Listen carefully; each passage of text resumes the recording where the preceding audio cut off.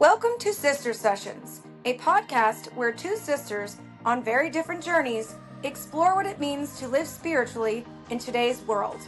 My sister, Jenny Fairbank, is the co-founder and spiritual director of Wisdom Pathways, a yoga and meditation teacher, and a somatic healer devoted to guiding others toward inner peace. And I'm Susie Gustin, a mom of three, producer and owner of Red City Live Entertainment, embracing life's joys while searching for deeper meaning. Together, we have honest, relatable conversations about finding balance, purpose, and connection in everyday life. So settle in. You are exactly where you need to be. Welcome to Sister Sessions. Hello, everyone. Welcome back to the Sister Sessions podcast. I'm Susie Gustin, your co-host, here with my sister live in person, Jenny Fairbank. Hello, everyone. We're in person. Yes, this is the first time ever we are recording side by side. Our shoulders are touching. So we're excited about this. And so things look a little different. It's been quite a few episodes of change, which is really exciting. So today we have a guest that I can't wait to introduce you all to. And I will start by saying that today's guest has spent over 25 years immersed in the spiritual healing arts. Everything from yoga, meditation, and breathwork to crystal resonance and movement therapies. She's someone who didn't just study those practices, she lived them, refined them, and ultimately turned her passion into her purpose. Alongside her public work, she's deeply rooted in shamanic studies and intuitive mediumship, working with higher vibrational guidance to help people find clarity when they're feeling uncertain or disconnected. She describes her role as a human mirror, reflecting back what we already know deep down, but sometimes we forget. Her intention is simple and powerful: to help people remember who they are and why they're here. Please help us welcome to the Sister Sessions studio, Susan Currant. Yay! Hi, Susan. How are you? Hi, Susie. I'm doing very well. Thank you. Hi, Jenny. Hi, Susan. It's such a pleasure to see you again and be with you again. And thank you for being on this podcast with us. Just, you are a perfect guest for us and all of your experience. And we want everyone to know what's going on in the world with this with the light. I feel like, we're light workers and we need to spread that more and share that more with people to see that there are lots of us out there and a lot of people who are listening are light workers too. And they don't maybe even realize it. Right. Yeah. So to everyone listening, Jenny came to me and highly recommended Susan as a guest. And I personally have never met Susan before, and Jenny has.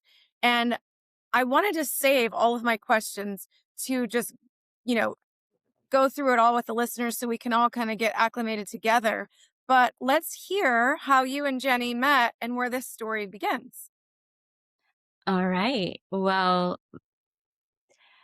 the beginning could start the timeline could go as far back or more recent, but I've heard of Jenny for many years from my friend Stephen Ross and Jenny's business partner. So I knew of Jenny, and then I finally had the pleasure of working with Jenny and Stephen together.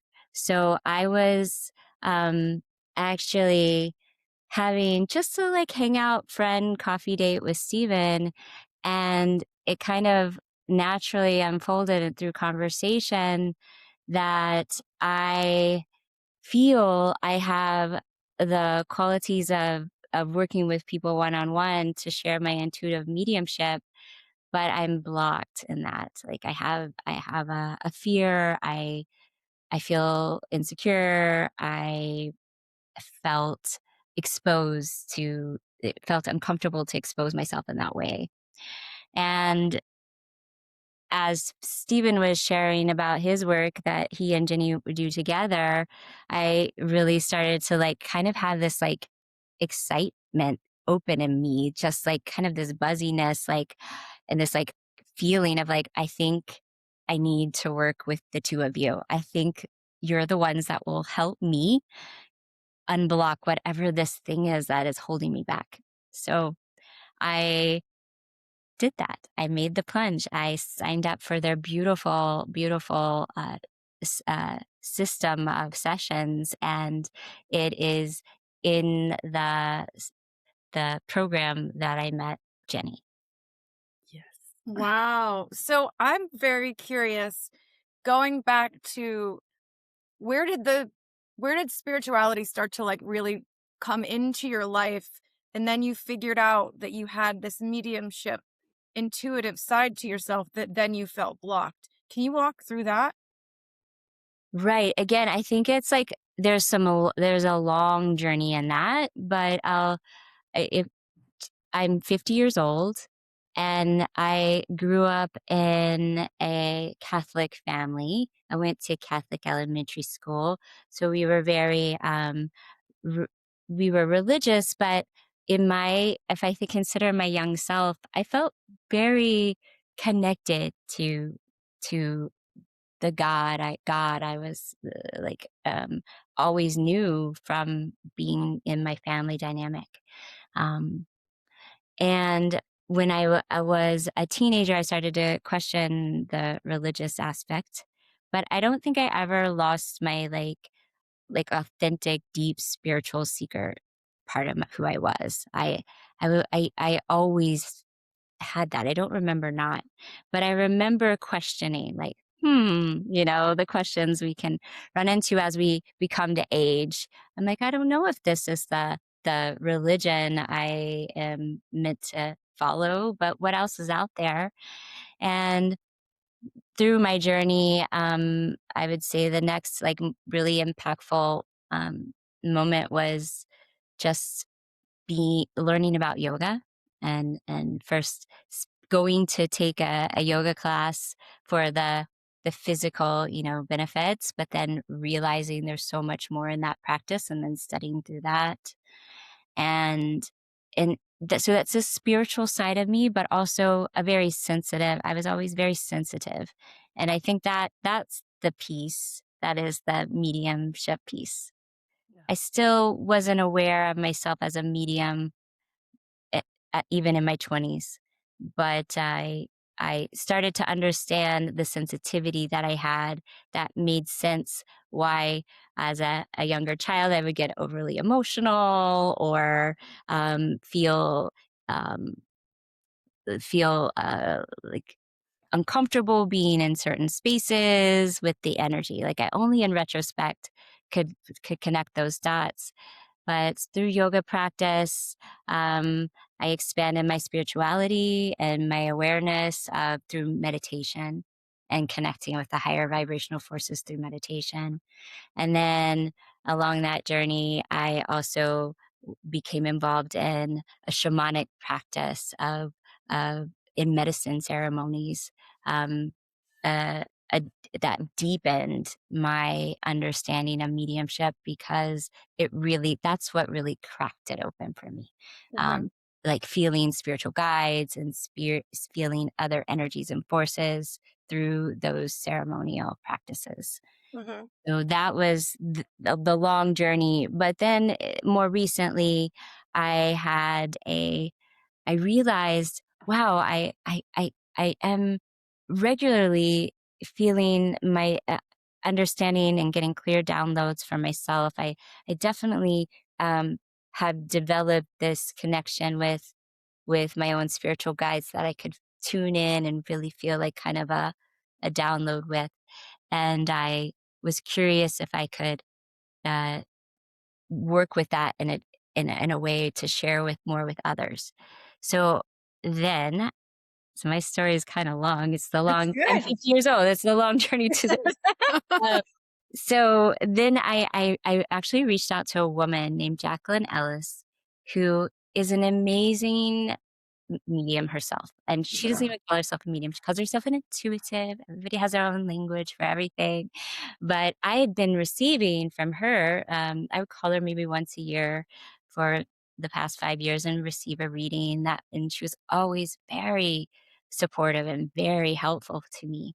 So I reached out to her and asked her if I could if she could mentor me. I'm like, I want to do more of what you do. I think I have it, but I'm blocked.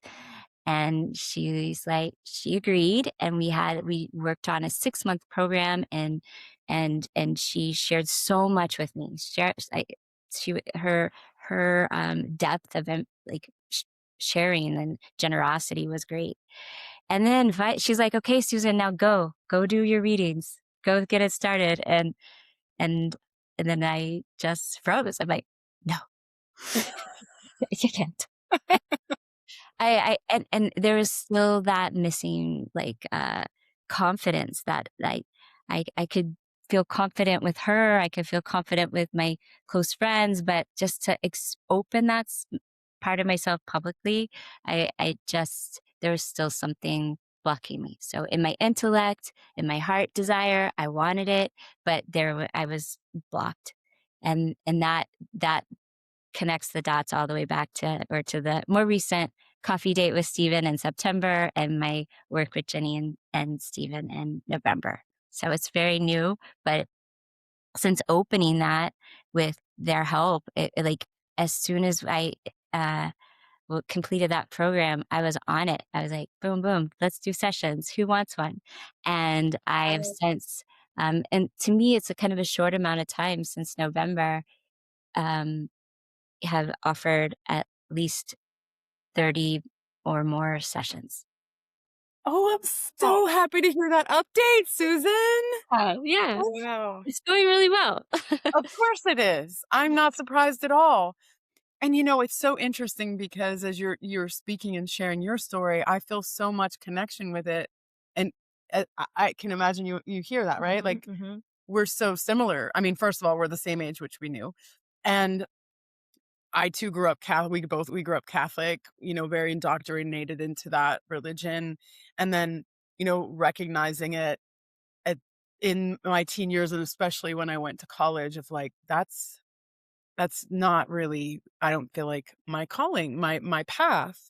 And yoga was the thing, physical, like, okay. And then, oh my gosh, the philosophy. It's so interesting how we are similar in that way. And I'm so happy for you that you have opened your heart and moved through the fear and recognized that this is a gift of which you have that is not, that is for that for you to hold that close to your heart and not share that would be a detriment for you and others, right? Because you are here to serve that and utilize that gift. And I'm so glad that you are, and that fear is gone. Yeah, could we say that? Yes, and I think that's important. That's important. That's something important I learned with Jenny. Like, I need to declare declare it, and own it. And so I don't want to go back. If I if of course we're humans and we have natural little anxieties or fears that arrive, but when they show up for me, I just try to just acknowledge, recognize, and then let it pass, just like you would in a meditation practice. Like, there it is. Okay, take a breath. That's not serving me. I need to let it pass. I need to let it float away. Yeah, and I think this already just this short into this episode, the lesson is huge to people. I mean, you had a specific thing that was blocked and causing you fear and causing you all of those bad feelings that were unwanted, and you recognized it, you found help with it, and you worked through it, and now you're on the other side. And so I think that's a great thing for all of us to hear, because we're all human. We all go through something. So, congratulations. Yeah, thank you. That's great. I would love to hear about what shamanic studies are, because I truly do not really know. So Mm. can you talk about what that is? Yeah, I think that even it's very a broad term in general. And I I think we'll just, if you consider it in our modern moment in our personal culture, we use the term shamanic to refer to more indigenous practices that work with medicine, um, in the medicine that alters our state of consciousness to deepen into ourself and learn something about ourselves.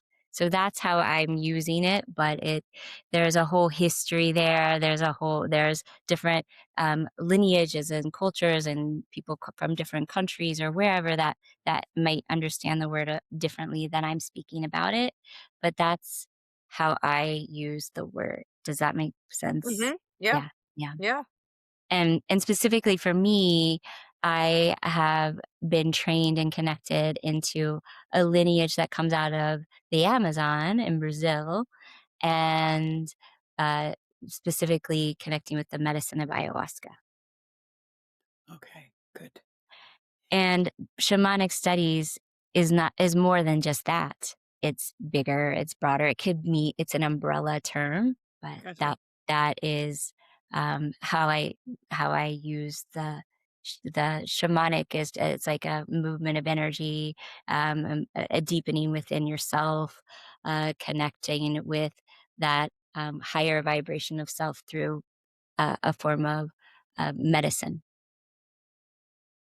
Can you speak a little bit to that in terms of even your own experience with, if you've had, your own experience with plant medicine by any chance? Like, I'm curious about. I've never had an experience with that. I know many people who have, and I am very fascinated by Yeah. people's experiences. Yeah. So I don't know if anything you might want to share about your personal journey there. Sure.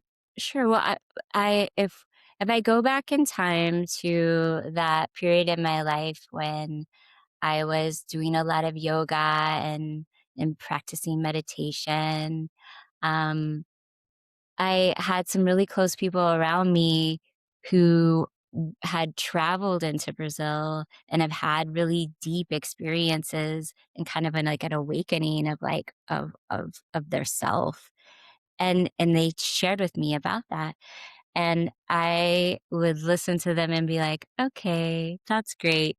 That's for you. That's not for me. Like, I am a yogi, and this is my way."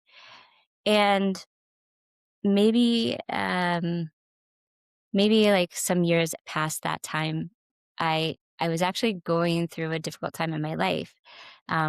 With my husband at that time, I ended up getting divorced, but I was suffering inside. I was really sad, I was really confused, and I was kinda, like, open to do whatever to understand the process that I was in.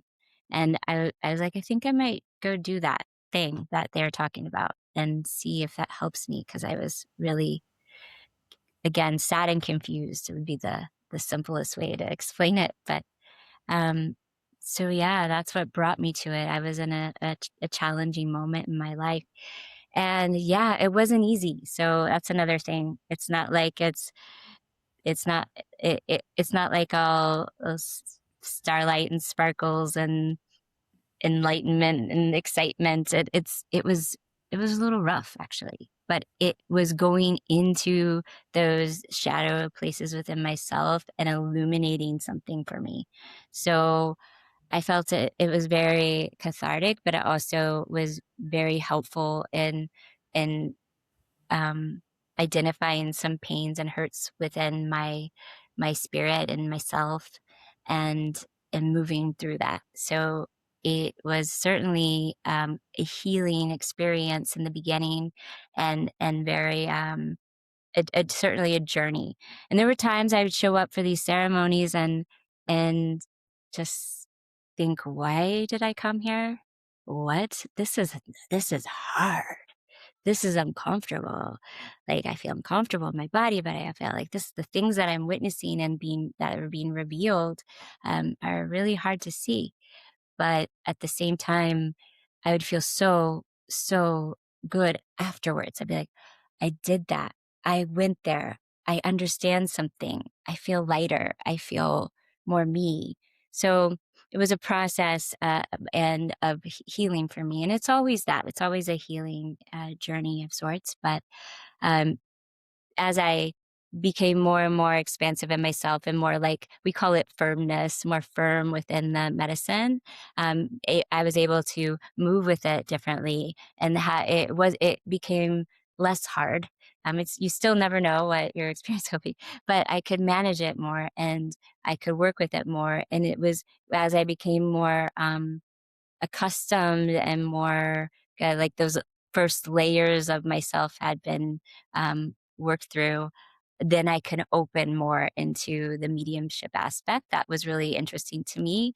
Mm, And that's part of this conversation, right? Like, so it was in that I could activate myself to bring in some energetic forces and actually have a physical manifestation of sorts that was bringing in higher vibration and learn about that and learn about the cultures that have been working with these types of manifestations of energies through a Brazilian perspective. Here I am, like a gringo kind of gringa, whatever, in Austin, Texas, but I was connected to this group that had the connection through Brazil, and so I got to understand a little bit more about this practice that's been going on for a long time within the indigenous communities of Brazil and the Amazon and many other countries and places in the world, of course, but the indigenous peoples that have been active in their practices for a long time and have shared that.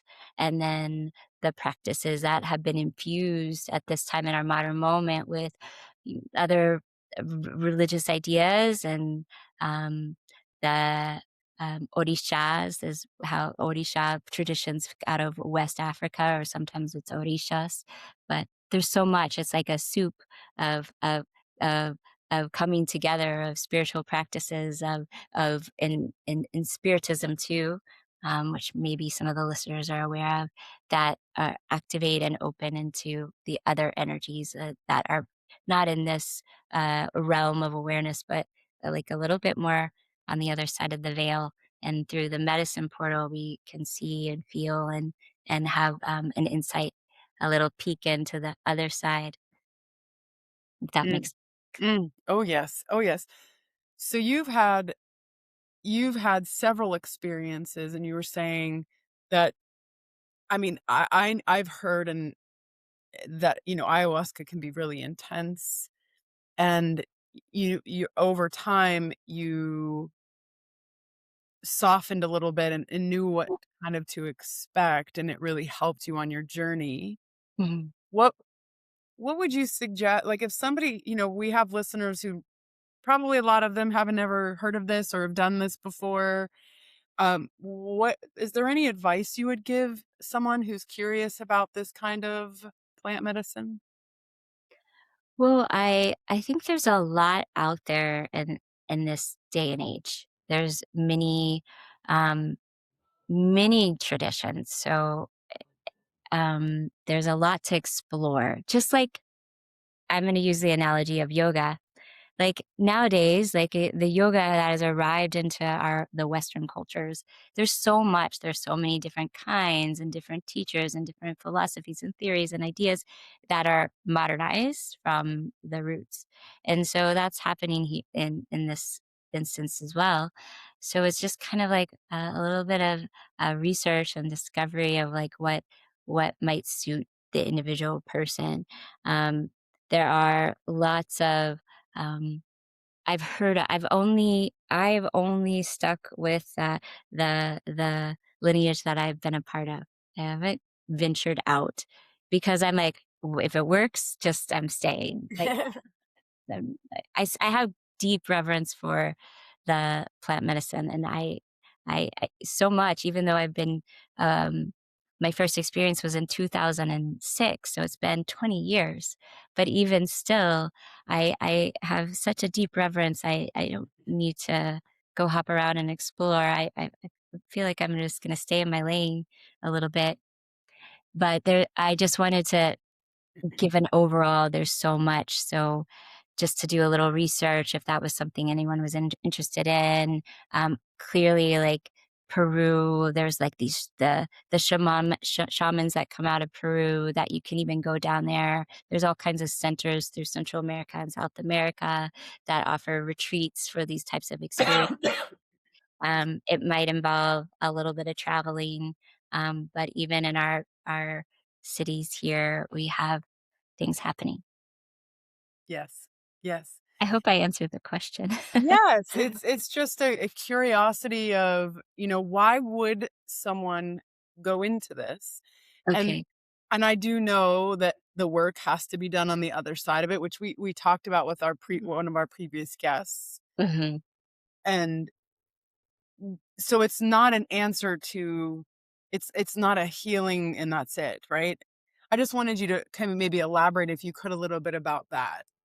It could be, it depends on where each person is so unique. And each experience will be very personalized and unique to every individual.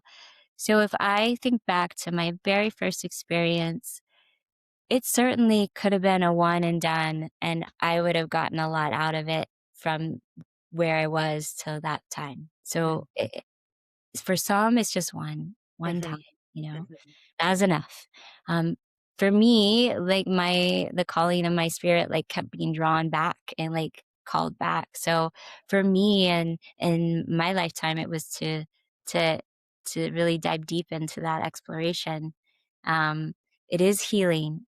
Uh, it isn't easy.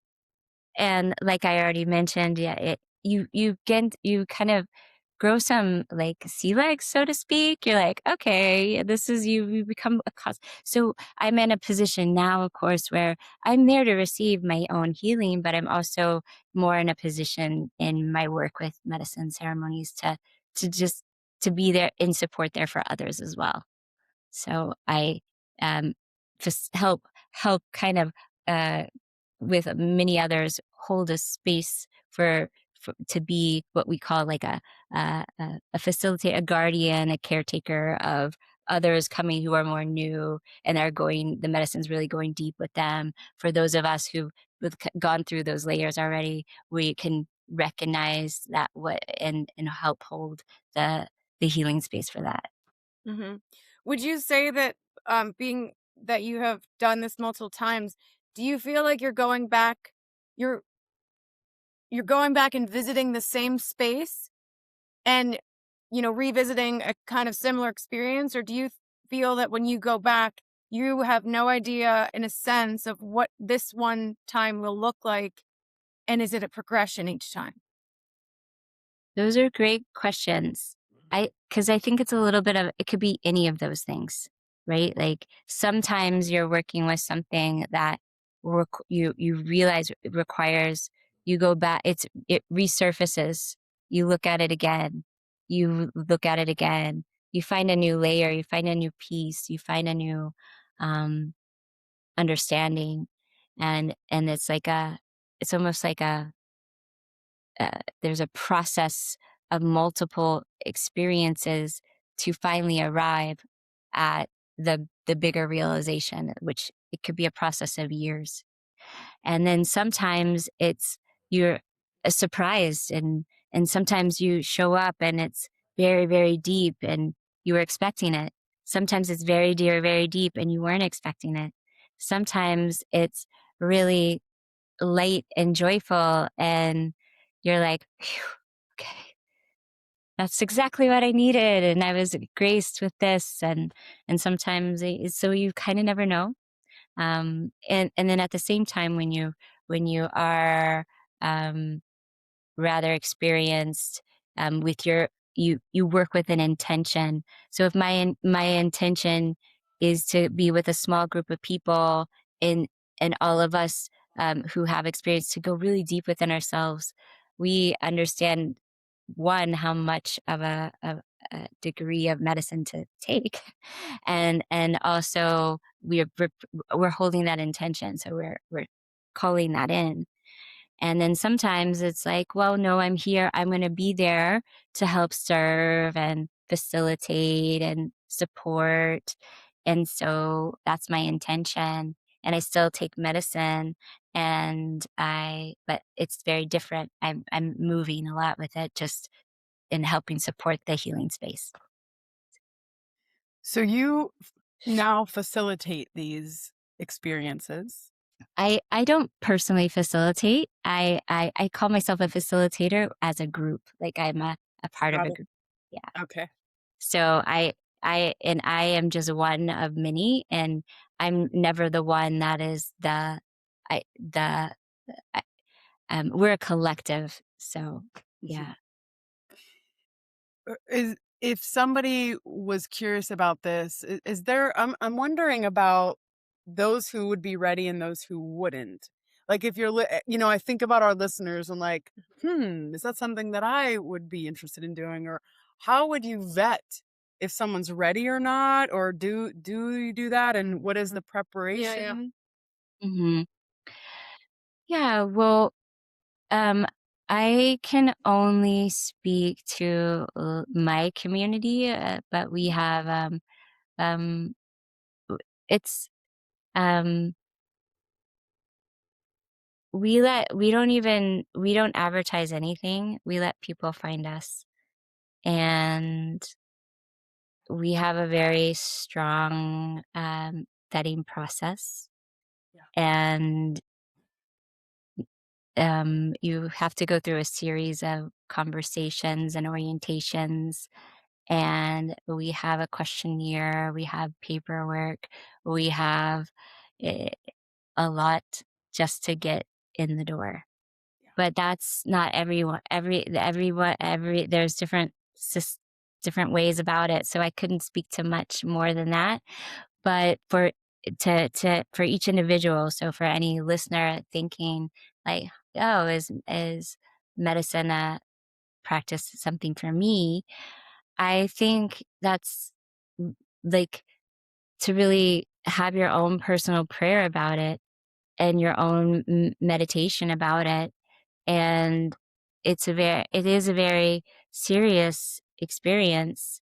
So you want to have, feel the calling to make that something Mhm. Yeah, I first. was just thinking like if someone is at all questioning it, I feel like that's not for them. Like it would to me, I'm thinking you have to be like, I really want to experience this. This is something that I want to experience, and not like, I don't know if this is for me. I might try it, but I'm not sure, and I'm kind of scared. I feel like that would be bad. Yeah, yeah. So, I think you're right, Susie. Like, even if you're a little, it would be normal, I suppose, to feel a little nervousness or feel a little scared. But if you had that like heart calling, like, whoa, I feel the pull. I heard about it, and I'm feeling the call, to go, and and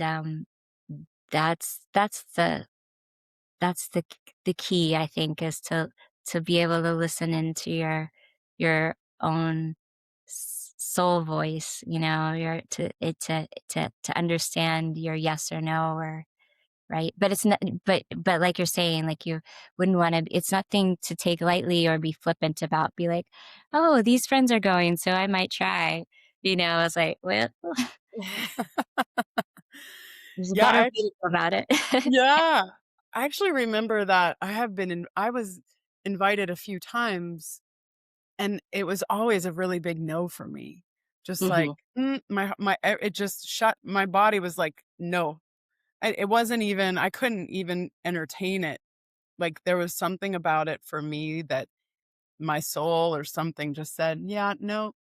And I couldn't I literally it was like a block. It was interesting. You Hmm. know? And so I listened, of course, to myself and said, "Okay, yeah, no, thank you." Yeah. It's interesting, because I'm very open. I love all this stuff. I love all things spirituality, and I wanna keep growing and learning and expanding. And it's interesting that we really do have the answers inside of us if we just trust what our soul is telling us. If we listen, then we know if it's good or not for us, right or not for us in certain times. And maybe in another part of my life, maybe it will be a big yes. I don't. Who knows? Absolutely. Mhm. Absolutely.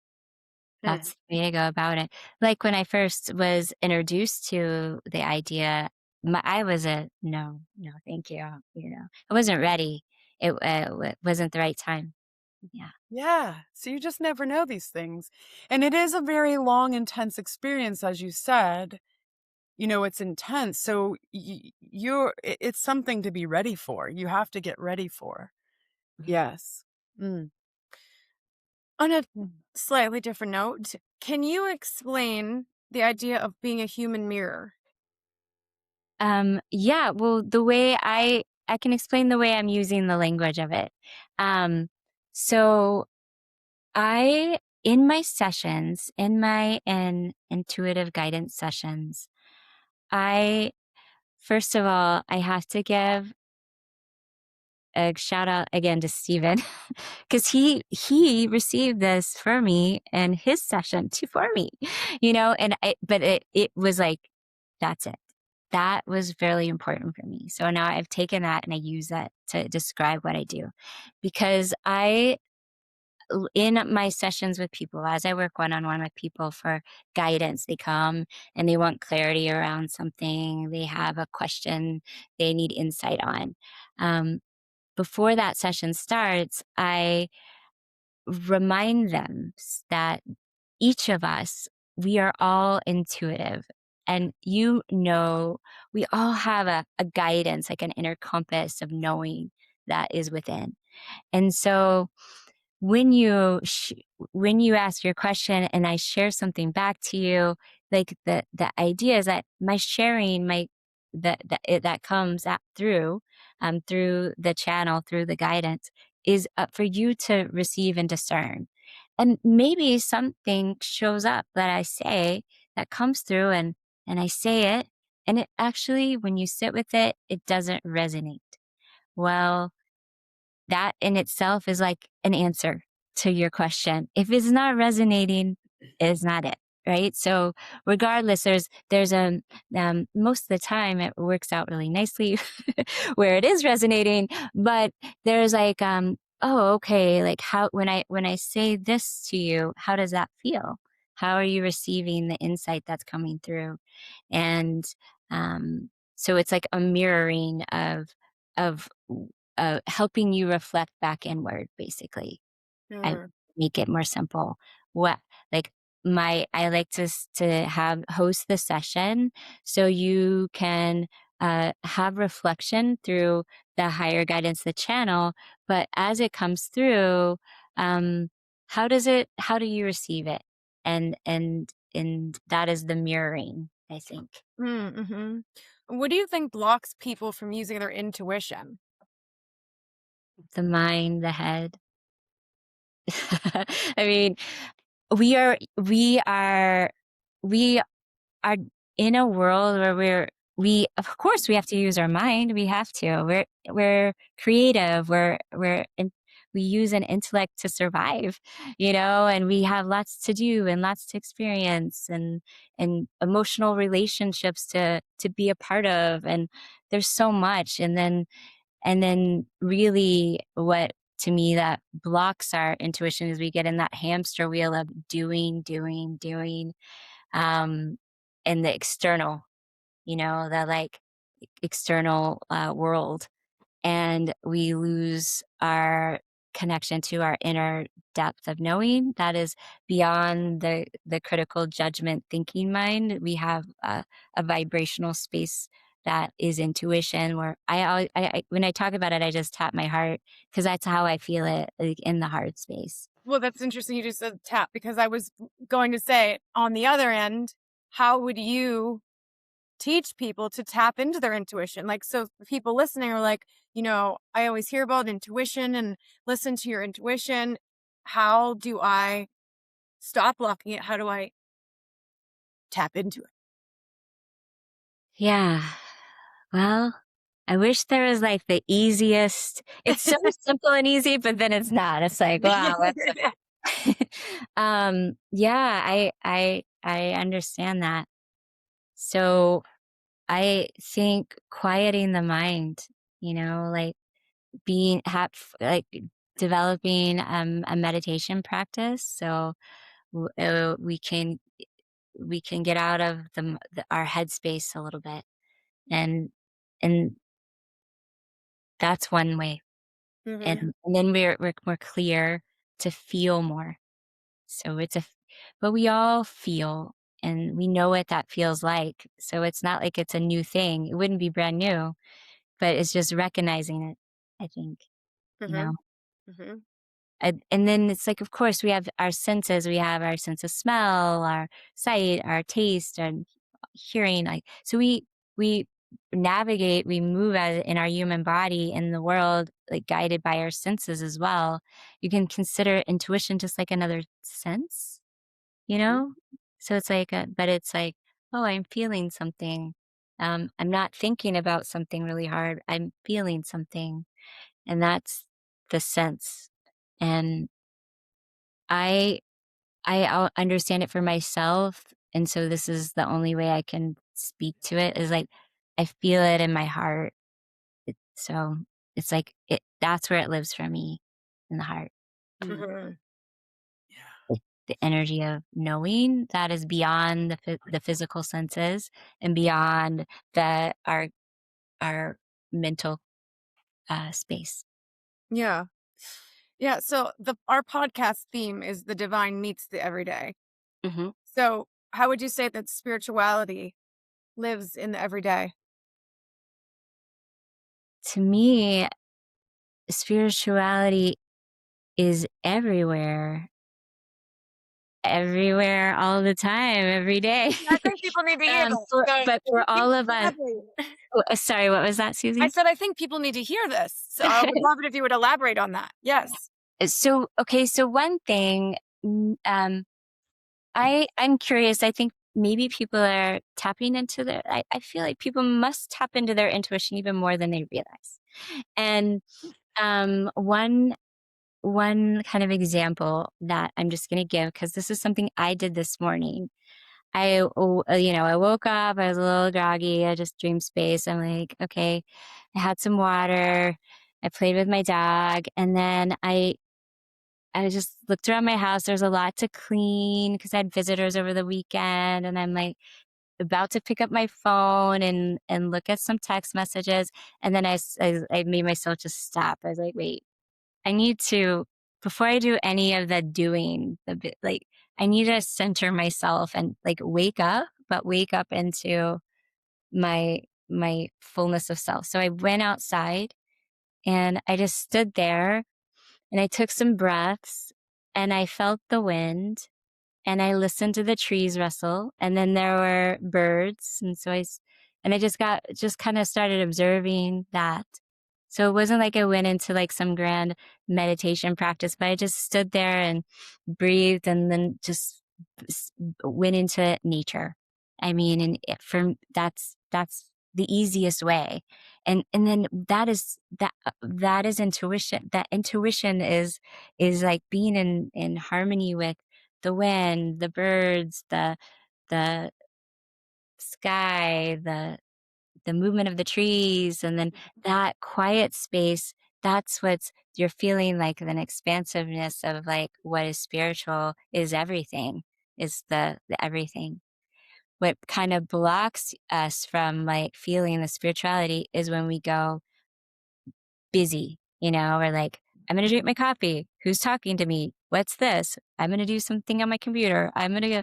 And even that, in a sense, we could talk about how that's spiritual. I mean, here Mhm. we are in our modern technology having this cool conversation, but it's like separating ourselves to feel the, the bigger and and and that helps us see the what is beyond just our bubble of an experience, kind of into the expansiveness of what we could say is spirituality, the everyday meeting the divine just through witnessing the simplicity.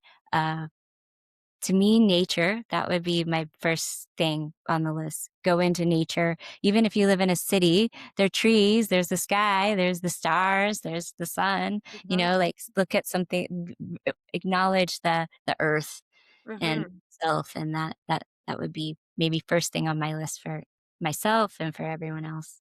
Mhm. Mhm. My suggestion anyway. Yeah, no, I mean that's great.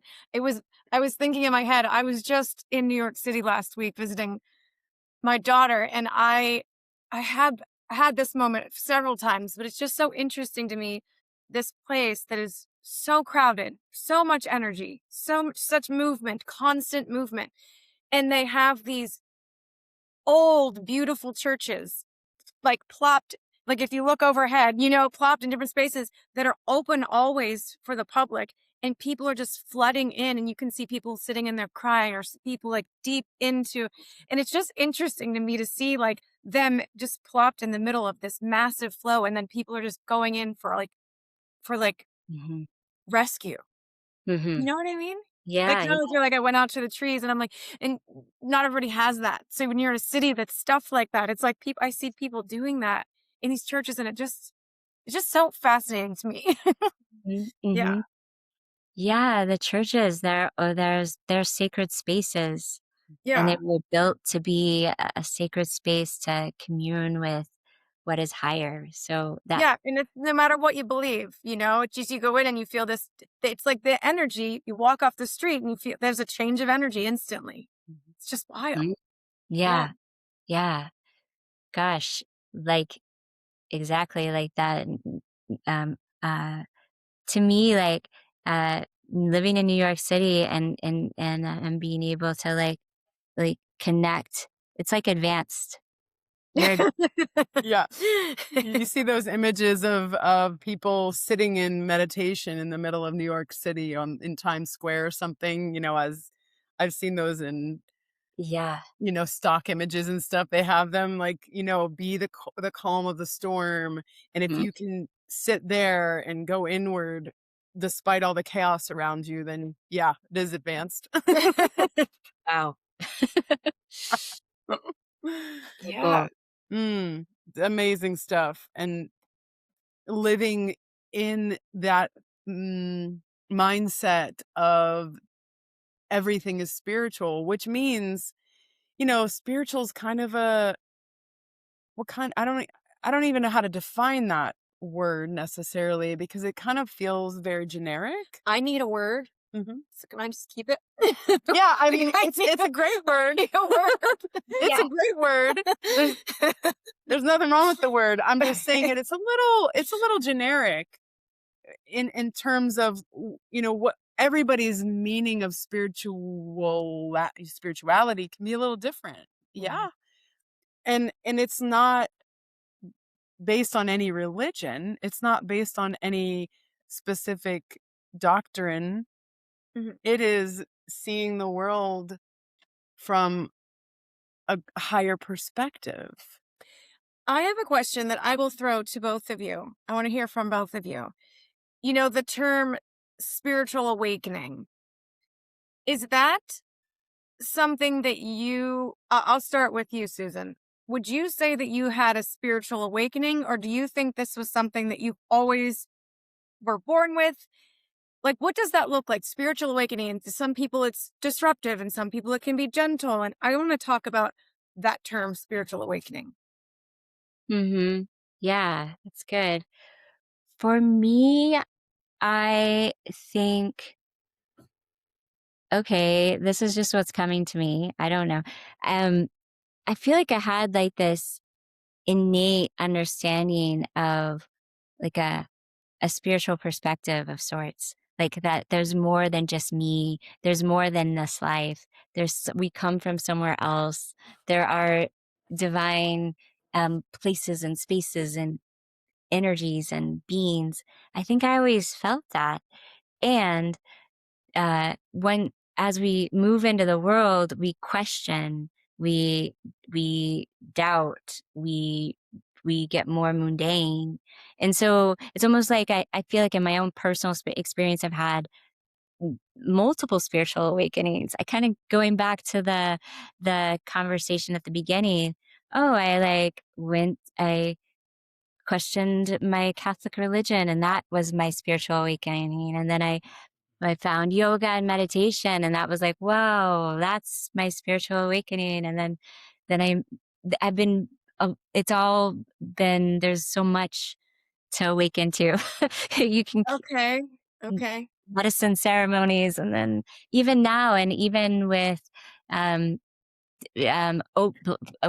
arriving in this place where I'm opened into my gifts to share with others, and the practice of that, as I'm meeting people and being in that practice together, I feel like an awakening in myself, like something new is being developed and through my experiences. And so I'm expanding even more. And so that is another degree of my spiritual awakening. So, Well, it's always in motion. Oh, yes. yeah. Oh, I love this answer. Okay. Do you want I to completely elaborate on this? agree with you, and experience the same things.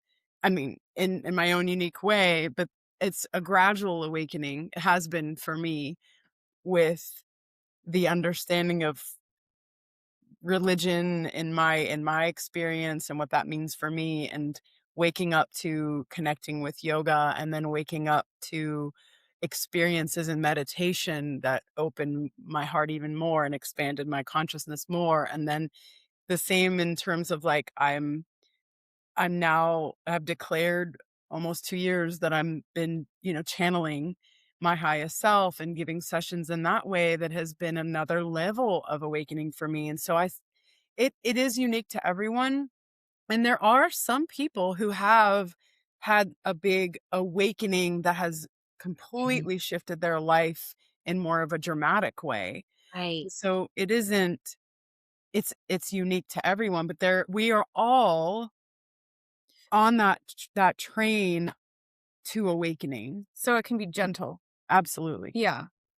What Mhm. about you, Susie? What's your Ah.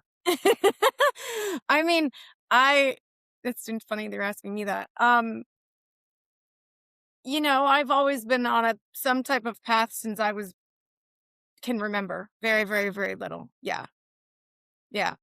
I'm like a lot more private about mine though. Yeah. Mhm. Mhm. Just slow, and I'm always interested, and I'm always looking, I'm always reading, I'm always doing something in that respect to Mhm. try to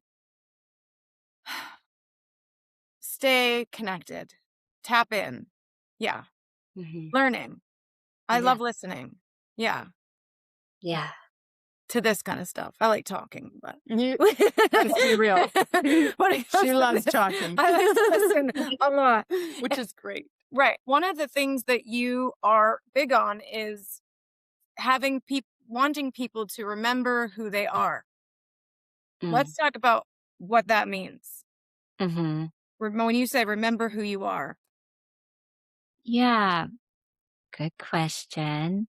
Well, I think we get wrapped up sometimes in the identity of what we're doing, like, uh, like, oh, I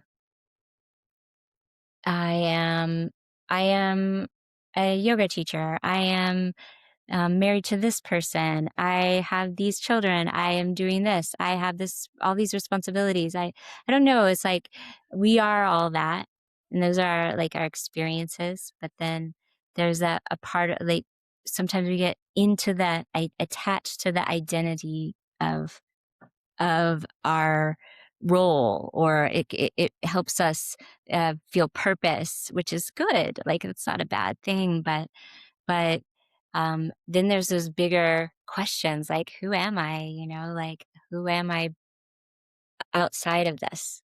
And so um, it can be a, a little uncomfortable to even think of that. But ultimately, I think uh, that's something we have to ask ourselves eventually, Mhm. because we're only here temporarily Mhm. in this body doing this, having this experience. So you don't have to ask. You don't have to know. You don't need, but who are we beyond this?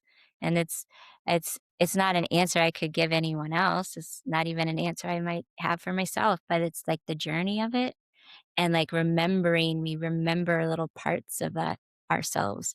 Just like I recently, the example keeps going back to, because this is how we landed this whole such time together, remembering that I am an intuitive medium. Like I I I can do that. I think I've been it wasn't like a skill set I could go to school and study necessarily, but it's just a part of who I am, but I had to, like, uncover and remember that, and in through remembering that, um, feeling more expansive and beyond just myself, like, bigger, like, connecting with the guides that share themselves through the session. So, remembering that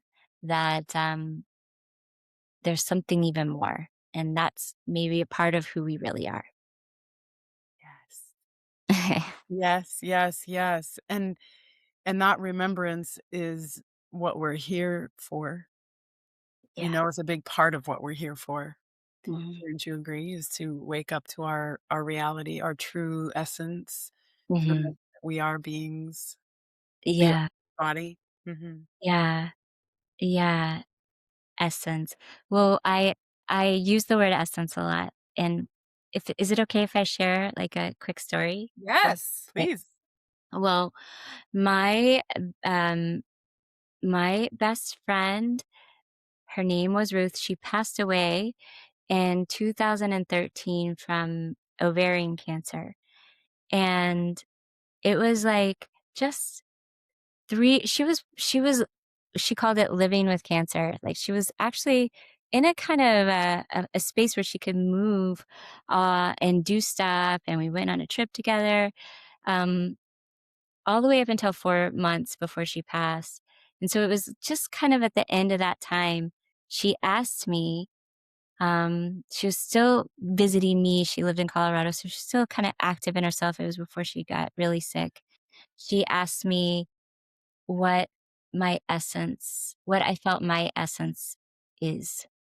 And I was like, I don't know.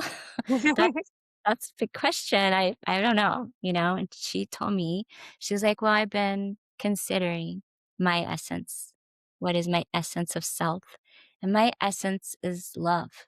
That's who I am. I'm love. That's the vibration of my essence." And 4 months later, she passed away, and but she left me all these little treasures, and that being one of them, like, that study of essence, like, who are we? Who am I? And, so I feel like I'm in that study, but for myself still, but I like to talk about it with others, and I even call my website and my business presence of essence, like, what is the present? Where is the presence of your essence? What is that? And and maybe it's a many things, but it was inspired by Ruth and her Mm, realization at the end of her lifetime in this body that she is love, mm. and Yeah. that she goes on as that. Wow, that's beautiful. Mm. Oh, wow. Thank you for sharing that. Well, thank you for listening. What are some practices that you use to stay grounded?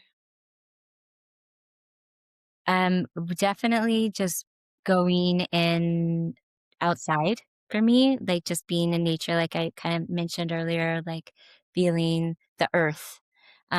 Also taking baths. This helps me. Like if I come home from like a busy day and I've been in traffic and I'm feeling frazzled and I worked with a lot of people or whatever, and I'm just like not, I feel like my parts of myself are scattered out all in different directions. Like I go to my bathtub, like, I gotta take a bath, like that with salt and then just be and like that's medicine for me.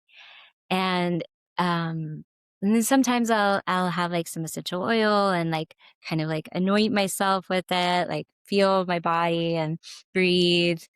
So that's my trick, the bathtub. Oh, love it. Love it.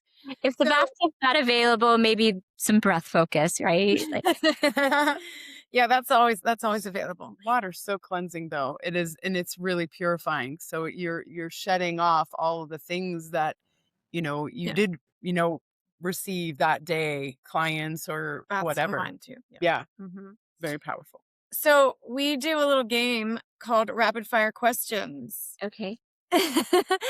So it's just for fun. It's just for Okay. fun. But you can elaborate on your answer if you're like, if you have an answer and you're like, but I want to tell you why I picked that. Please do. Okay. Okay.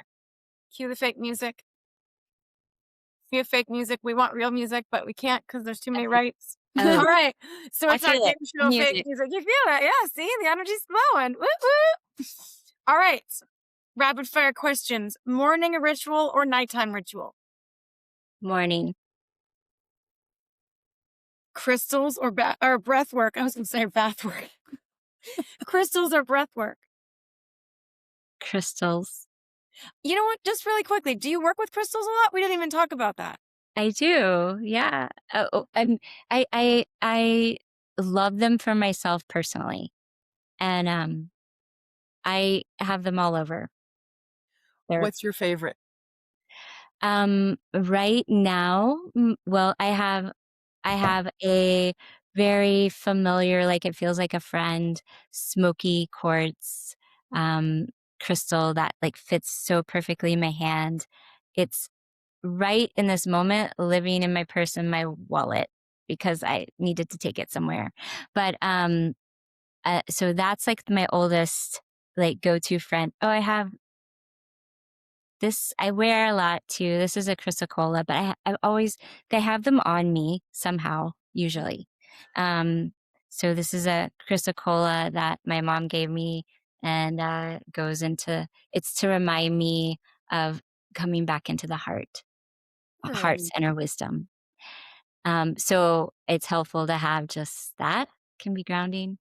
And then for my sessions, my intuitive sessions that I've been offering, I have this pink amethyst that's actually rather big, and I feel like I need like the big guns to like help me like start this off. So it's what I have near me, and if I find myself a little bit like surfing the information to come through, I just hold that, and it's grounding for me, but also feels like it helps me connect. I don't understand crystals, how they work so well. It's part of like this mystery of the energy of unknown forces that guide us. I don't even know, but I just know that I feel better when they're with me. So Sweet. I love it. Okay. Silence or music? oh, that's a hard one.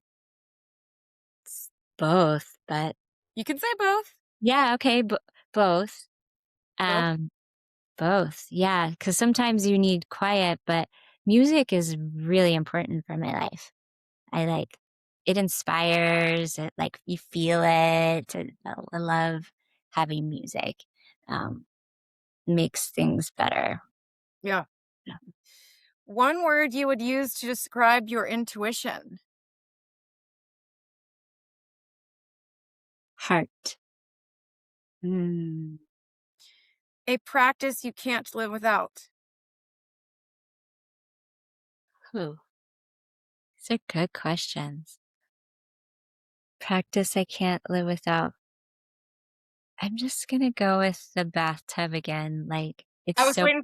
I to was me. like baths or crystals. Where's she going with this?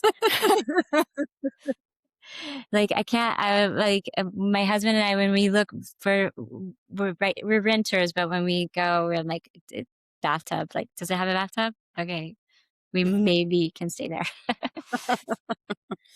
What grounds you fastest? What grounds me fastest? Feet on the earth, barefoot. Most misunderstood spiritual concept? Hmm. Wow. Rapid fire. I'm not very good at rapid fire. That's a deeper one. That's a deeper one. So that's my fault. Yeah. Well, what could you give me some examples? What would you answer that?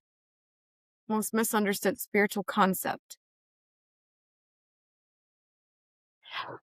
Maybe this. Maybe I have one.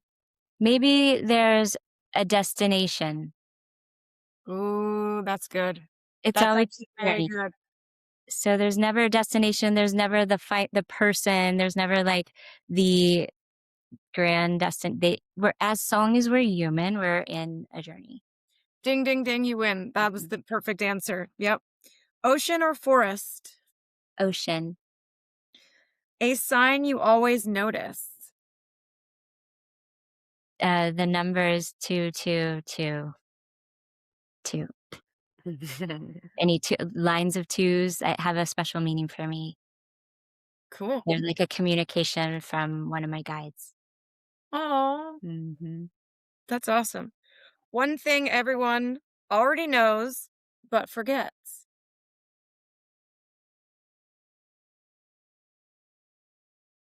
Again, I'll go back to like the knowing of the heart, the intuition in the heart. Mm-hmm. Awesome. Mm. That was fun. You had That some was good fun. answers there. Yes. Thank you. So, I mean, we can't thank you enough for joining us. This was so fun. It was great to meet you. Maybe we'll get to meet in person one day, which would be really cool. Yeah, thank you so much for having me. I had a lovely time being in conversation with you both. Is there anything that you want to leave our listeners with today? Oh no, I just feel honored to be a part of your listener community. And yeah, I'll be on the other side too, being a listener and looking forward to hearing from your future guests as well. Oh, thank you so much. Thank you. And where can people find you? So my website, presenceofessence.com. Okay. Beautiful. Beautiful. It's an honor to be with you, Susan. You are such a light, and I'm so happy that you have really stepped into your power as a intuitive medium and that people get to experience your gifts, and you are helping the world awaken, and that's very important. So Yeah. thank you, thank you, thank you. Yes, I really enjoyed this a lot. Mhm. And we just want to thank all of our listeners. We love you so much. We're grateful for you. We're glad that you are on this journey with us and you're getting to meet all of these amazing humans that we're sharing together. And we'll see you next time. All is well. Thank you for tuning in to this week's episode of the Sister Sessions podcast. If you found inspiration in today's conversation, we'd love it if you shared the episode with your besties, family, or even your favorite neighbors. We'll be back next time with more to share, but until then, remember, meditation is the key to unlocking your inner peace. All is well, friends. See you soon.